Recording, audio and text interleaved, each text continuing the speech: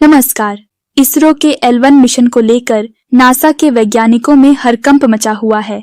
ऐसा क्या करने जा रहा है भारत L1 मिशन जरिए जो अमेरिका सहित कई देशों के वैज्ञानिकों की सांसें अटकी हुई है। आदित्य L1 सूर्य के ही अध्ययन के लिए भारत का पहला समर्पित यान है। इसे कोविड महामारी काल में ही अंतरिक्ष में प्रक्षेपित किया जाना था, लेकिन उस समय टल गया। आदित्य L1 इसरो की एक बड़ी परियोजना है। यह सूर्य के वायुमंडल की सबसे बाहरी परत यानी सूर्य के कोरोना का अध्ययन करेगा। इस मिशन का बजट करीब 400 करोड़ रुपए है। इस पैसे का उपयोग अंतरिक्ष यान के डिजाइन, विकास, प्रक्षेपण और संचालन के लिए किया गया है।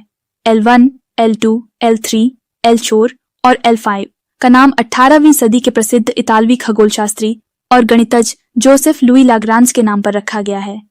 इनमें से L1 सबसे अलग है, जो पृथ्वी से लगभग 1.5 मिलियन किलोमीटर दूर स्थित है। यह दूरी पृथ्वी और सूर्य के बीच की दूरी का मात्र 1% है। पृथ्वी से सूर्य की दूरी जो लगभग 151 मिलियन किलोमीटर है। यह वेधशाला सूर्य पर लगातार नजर रख सकेगी। इस पर सूर्य ग्रहण का भी असर नहीं होगा। आदित्य L1 भारत का पहले अभियान है जो केवल सूर्य के अध्ययन के लिए ही पूरी तरह से समर्पित होगा। अंतरिक्ष यान पृथ्वी और सूर्य के बीच खगोलीय तंत्र के एक खास बिंदु लैग्रेंज पॉइंट 1, जिसे L1 भी कहते हैं, पर स्थापित कर दिया जाएगा। इस खास बिंदु की विशेषता यह है कि यहाँ वेधशाला के संचालन के लिए ज्यादा ऊर्जा की जरूरत नहीं होगी।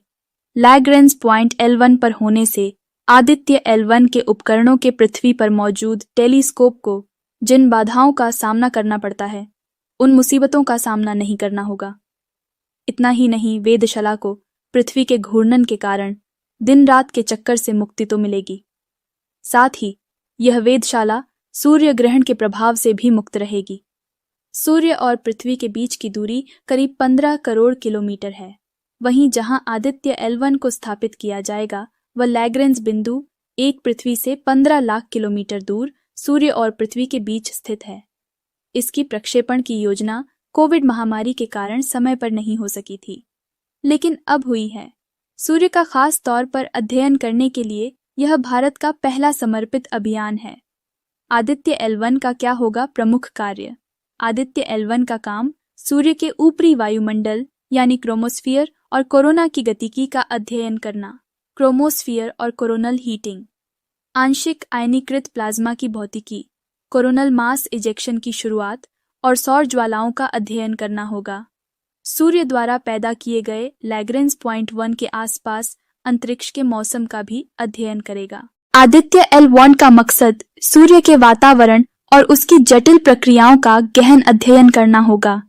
इसमें कोरोनल मास इजेक्शन, अनियमित रूप से बनने वाली सौर ज्वालाएं, सतह वायुमंडल और दोनों की आपस में अंतरक्रियाएं को समझना इसके उद्देश्यों में शामिल होगा। सौर उत्सर्जन की घटनाएं और उनकी उत्पत्ति के कारकों को भी समझने में भी यह वेधशाला मददगार होगी। लैग्रेंज बिंदु पर यान होने के बहुत सारे फायदे अपने आप मिल जाएंगे। बहुत खास क्यों होते हैं लैग्रेंज बिंदु? लैग्रेंज बिंदु पृथ्वी और सूर्य के खगोलीय तंत्र के खास अंतरिक्ष बिंदु होते हैं। इनकी खास बात यह होती है कि अगर किसी वस्तु को वहां रख दिया जाए तो वह वहां पर स्थिर हो जाएगी, यानी सूर्य और पृथ्वी की तुलना में वह वस्तु उसी स्थान पर रहेगी। इन बिंदुओं पर दोनों पिंडों की गुरुत्व एक तरह का संतुलन लाने का काम करेगा। इस अभियान में इसरो कुल 7 उपकरण इस वेधशाला के साथ भेज रहा है, जिनमें से 4 लगातार सूर्य की निगरानी करेंगे, जबकि बाकी 3 आसपास के अंतरिक्ष मौसम का अवलोकन करने आंकड़े जमा करेंगे। भारत के अलावा अमेरिका के नासा, जापान और यूरोपीय स्पेस एजेंसी ने भी सूर्य के अध्ययन के लिए समर्पित यान अंतरिक्ष में भेजे हैं।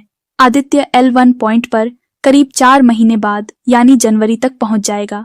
इसरो ने 5 सितंबर को रात 2:45 बजे आदित्य L1 स्पेसक्राफ्ट की ऑर्बिट दूसरी बार बढ़ाई। अब पृथ्वी से सबसे कम दूरी 222 किमी और सबसे ज्यादा दूरी 4225 किमी है।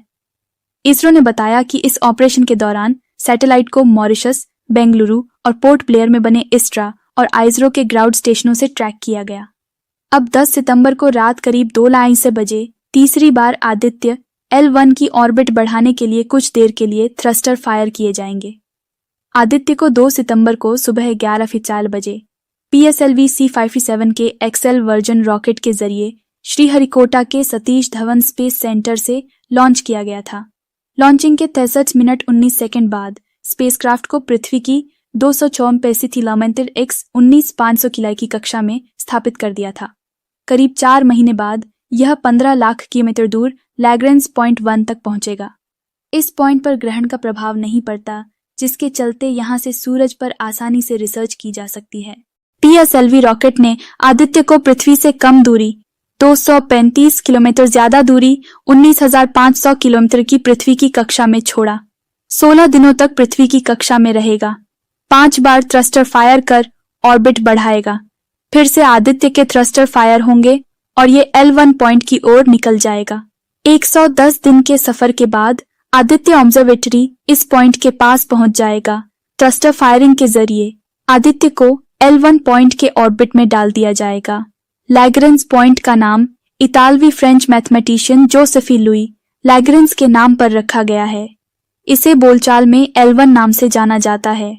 ऐसे 5 पॉइंट धरती और सूर्य के बीच हैं, जहां सूर्य और पृथ्वी का गुरुत्वाकर्षण बल बैलेंस हो जाता है और सेंट्रीफ्यूगल फोर्स बन जाती है। ऐसे में इस जगह पर अगर किसी ऑब्जेक्ट को रखा जाता है तो वह आसानी उस पॉइंट के चारों तरफ चक्कर लगाना शुरू कर देता है।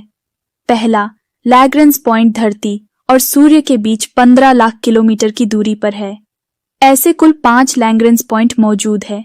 इसरो का कहना है कि L1 पॉइंट के आसपास हेलो ऑर्बिट में रखा गया सैटेलाइट सूर्य को बिना किसी ग्रहण के लगातार देख सकता है। इससे रियल टाइम सोलर एक्टिविटीज और अंतरिक्ष के मौसम पर भी नजर रखी जा सकेगी।